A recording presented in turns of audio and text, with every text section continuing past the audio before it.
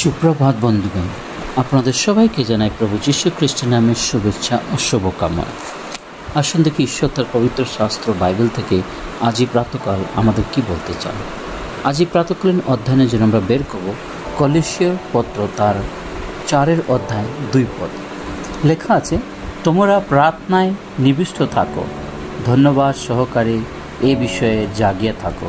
ঈশ্বর তার এই সুন্দর বাক্যে আমাদের সকলকে আশীর্বাদ যুক্ত।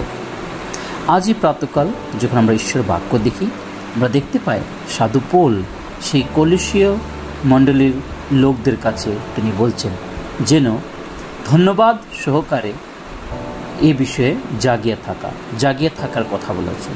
প্রভুতে জাগে থাকা, পবিত্র আত্মাতে জেগে থাকার কথা বলা হচ্ছে এবং সর্বদা প্রার্থনায় নিবিষ্ট থাকো। হ্যাঁ বন্ধুগণ, আমরা খ্রিস্ট যিশুতে যখন জীবনযাপন করছি, তো আমাদের জীবনে সর্বপ্রথম স্থান বা সর্বপ্রথম কার্য হচ্ছে প্রার্থনা।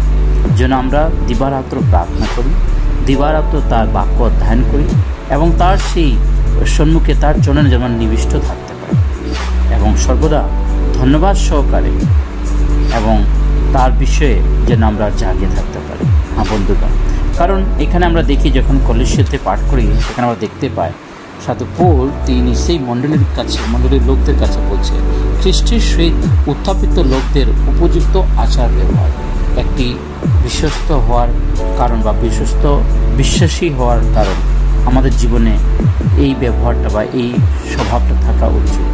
সেটা হচ্ছে প্রথম হচ্ছে প্রার্থনায় নিবিষ্ট থাকা, দ্বিতীয় হচ্ছে সর্ববিষয়ে ধন্যবাদ করা এবং জাগিয়ে থাকা। হ্যাঁ বন্ধুরা, আমরা আমাদের জীবনকে প্রভুর হাতে সমর্পণ করি। আসুন আমরা জেগে থাকি প্রভুর বাক্যতে, সর্বদা যেন আমরা দিবারাত্র যেন অধ্যয়ন করতে পারি, তার সঙ্গে সঙ্গে যেন আমাদের জীবনকে কাটাইতে পারি।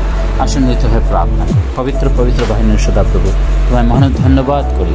আজকে সুন্দর প্রাতকালের জন্য ধন্যবাদ করি। প্রাত থেকে নিয়ে সারাটা দিন তোমাদের সঙ্গে থাকবো, সমস্ত পাপ ও ন্যায় ক্ষমা করো। এই ক্ষুদ্র প্রার্থনা যিশু তোমার পবিত্র নামে চাই, আমেন।